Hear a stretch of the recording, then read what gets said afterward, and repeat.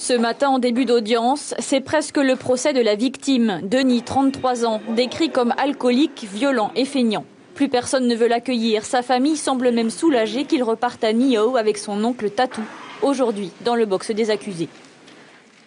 C'est vrai qu'il a tué, qu'il va faire de la prison, malheureusement, c'est vrai. Il n'a pas le droit de tuer. Mais tout ça, tous ces petits à côté ont fait de lui un assassin aujourd'hui. Et celui-là, alors, qui l'a poussé à tuer. Pourquoi est-ce que les lois n'étaient pas là? Parce que Denis il était connu pour être violent. C'est pas la première fois qu'il faisait. Pourquoi on l'a jamais mis en prison? Pourquoi on n'a rien fait? On l'a laissé faire.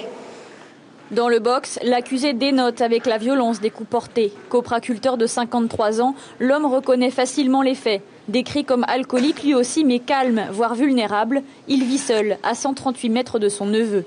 Pourtant, ce soir de décembre 2014, il le tue à coups de hache, des plaies de 28 et 14 cm de long.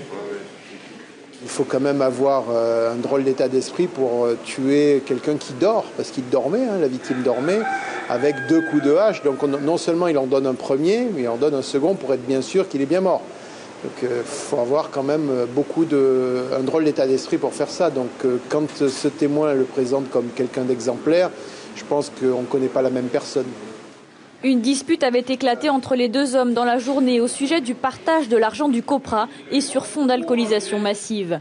La victime avait alors saccagé la maison de son oncle et l'avait menacé de mort.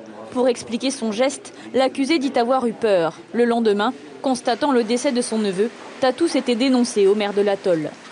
Tatou, son problème à lui, c'est un alcoolique.